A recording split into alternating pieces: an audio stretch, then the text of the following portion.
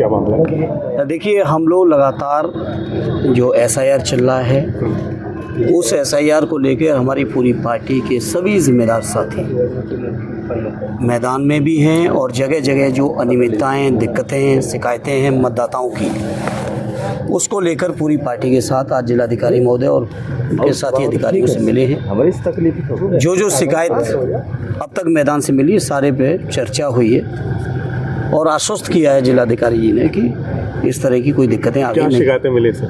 बहुत सारी शिकायतें हैं। कई परिवारों में जहां जितने मतदाता हैं उतने फॉर्म नहीं बांटे जा रहे हैं। आयोग ने 2-2 फॉर्म की व्यवस्था की है, जिसमें एक फॉर्म भर के BLO को वापस करने को, दूसरा फॉर्म मतदाता पे सबूत के तौर पे रखने की जो व्यवस्था दी है। बहुत सारी जगह वो दिक्कत है। कुछ जगह के BLO लोग भेदभाव कर रहे हैं वोटरों के साथ, पार्टीगत और तमाम एंगल से।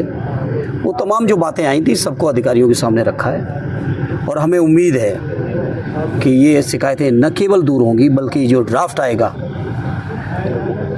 9 दिसंबर को, उसमें जो आज मतदाता सूची है 25 की, वही मतदाताओं का ड्राफ्ट आना चाहिए।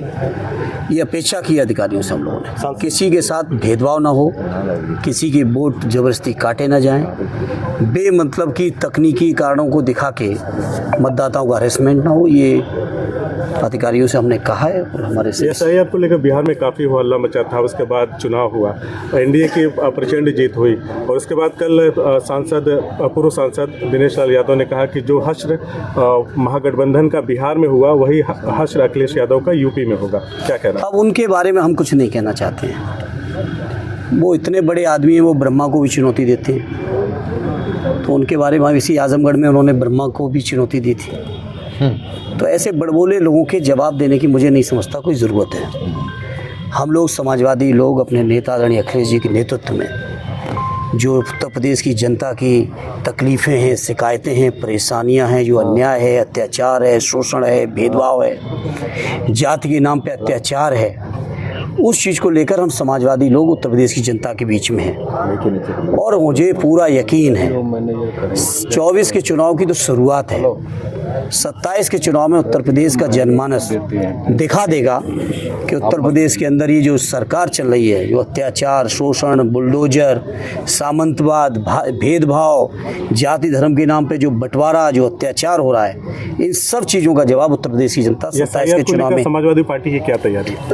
SIR को लेकर समाजवादी पार्टी का एक साथी, एक कार्यकर्ता मैदान में है और हम लोग भी अपने स्तर से जितना बेहतर हो सकता है उसकी समीक्षा भी कर रहे हैं और कहीं कोई अगर दिक्कत है तो साथियों को सक्रिय भी करने का काम कर रहे हैं। और मुझे पूरी उम्मीद है कि उत्तर प्रदेश का मतदाता, आजमगढ़ का मतदाता स्वयं सक्रिय होके, क्योंकि लोग जानते ही है SIR चुनाव जीतने का हथकंडा है।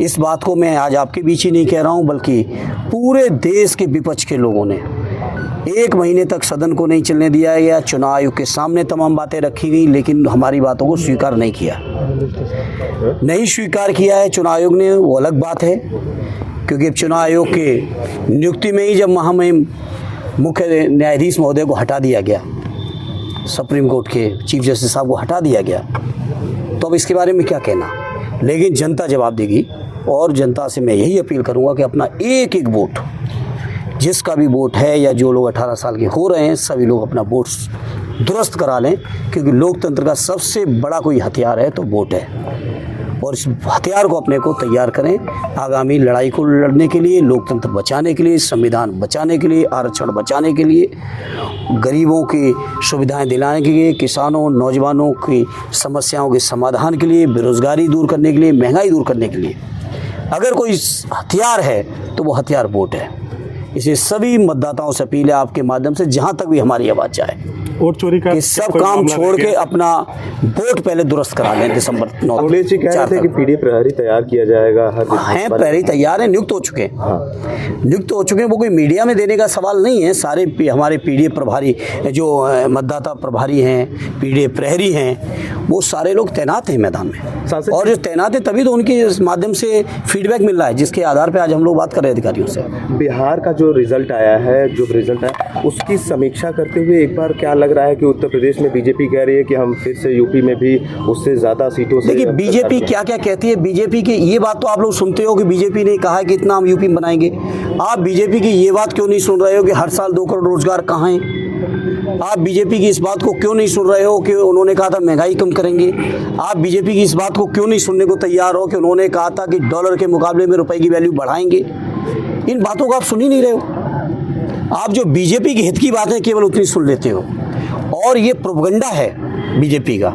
ये ऐसा प्रोपगंडा बना के बेईमानी अख्तियार करके तमाम संवैधानिक संस्थाओं का दुरुपयोग करके बीजेपी जीतती है। सांसद जी, बीजेपी निष्पक्ष चुनाव में उत्तर प्रदेश के अंदर समाजवादी पार्टी और आदरणीय अखिलेश यादव जी के सामने कहीं नहीं टिकेगी। यही बीजेपी तो कह रही थी कि हम 400 लाएंगे, 400 की वादा किया था, क्या दावा पूरा हुआ? इसी बीजेपी के तमाम नेताओं की आपके निकालिएगा अपने रिकॉर्ड से वीडियोस। किसी ने कहा था कि यूपी में 80 जीतेंगे, किसी ने कहा था 76 जीत रहे हैं, किसी ने कहा था 78 जीत रहे हैं। आगे उत्तर प्रदेश की जनता ने परिणाम क्या दिया? लेकिन मैं चाहता हूं मेरे पत्रकार साथियों, इन तर्कों को भी तथ्यपरक तरीके से आप लोग जनता के सामने रखो कि बीजेपी ने ये कहा था और रिजल्ट ये आया। 43 तो हमारा गठबंधन जीता है, 5 हम लोग हराए गए बेईमानी से काउंटिंग में, और काउंटिंग से पहले की जो बेईमानी थी वो अलग थी। काउंटिंग से पहले की बेईमानी अलग थी। नहीं तो अकेले उत्तर प्रदेश की जनता की वो ताकत थी कि मोदी जी की सरकार को अकेले उत्तर प्रदेश की जनता ही हटाने में सक्षम थी। यही लोग तो दावा कर रहे थे कि 10 लाख से प्रधानमंत्री जीतेंगे बनारस से।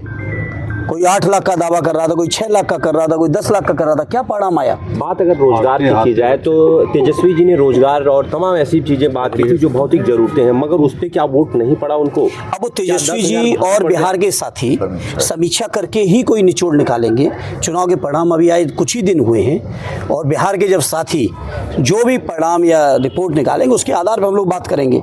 अभी चूंकि हम बिहार, तो मैं तो स्वयं भी नहीं गया था, तो मैं बिहार के आधार पर भी बात नहीं। सवाल ये है कि नोएडा सिटी में जिस तरीके से मुलायम सिंह यादव को लेकर के इंडिया टुडे की एक रिपोर्ट को लेकर के धरना प्रदर्शन चल रहा है समाजवादी पार्टी का, उस पर क्या रिएक्शन है? क्या इस तरीके से चीजें होनी चाहिए? क्या मीडिया को ऐसी रिपोर्टिंग करनी चाहिए थी? मैं आप पत्रकार साथियों से सवाल करूंगा। देश के इतने बड़ा जो ग्रुप अपने को दावा करता है कि सबसे बड़ा मीडिया का हाउस है, ग्रुप है, क्या इस तरह की अपमानजनक तस्वीरें उनको लगानी चाहिए थी?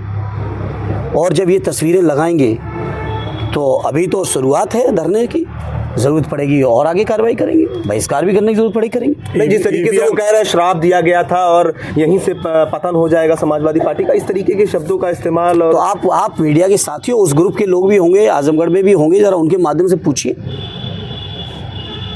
जिस व्यक्तित्व को भारत सरकार ने परम विभूषण का सम्मान दिया, जिस व्यक्तित्व को मैं समझता हूँ उत्तर प्रदेश सहित पूरे देश के लोग गरीबों के मसीहा के तौर पे जानते हो, जिस व्यक्तित्व को नेताजी सुभाष चंद्र बोस जी के बाद नेताजी की उपाधि मिली हो, जिस व्यक्तित्व के मैं समझता हूँ न रहने पे शायद कोई ऐसा वर्ग, व्यक्ति, समुदाय होगा जिसको कष्ट, दुख और उन्होंने न सम्मान में उनके अपनी संवेदनाएं व्यक्त की हों। ऐसे महान व्यक्तित्व के बारे में मीडिया के ग्रुप या उनके कुछ लोग, क्या अधिकार है उनको इस तरह की बातें करने का? और अगर इस तरह की बातें होंगी तो लोकतंत्र में फिर बहुत से रास्ते हैं। 2027 के चुनाव को लेकर ईवीएम और वोट चोरी जैसे मुद्दों पर क्या कहना है? हम लोग सजग हैं। जो आदरणीय राष्ट्रीय अध्यक्ष जी ने पीडीए प्रहरी बनाए हैं, वो प्रहरियों के माध्यम से हम लोग कुछ भी गलत नहीं होने देंगे।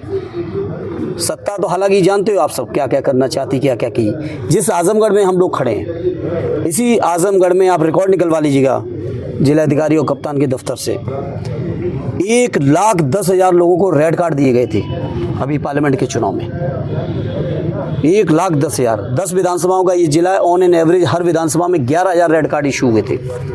बावजूद इसके आजमगढ़ के बहादुर साथियों ने न केवल दोनों सांसद बनाए, बल्कि 10 के 10 विधानसभाओं में हम लोगों को जिताने का काम किया है। तो ये जो हथकंडे हैं, हथकंडों से हम समाजवादी लोग बहादुरी से पहले भी निपटे और आगे भी निपटेंगे। बंगाल की तैयारी सर अब दीदी कर रहेंगी सक्षम है, ठीक है। बंगाल की चिंता करने की हम लोग जरूरत नहीं पड़ेगी, बहुत सक्षम है वो।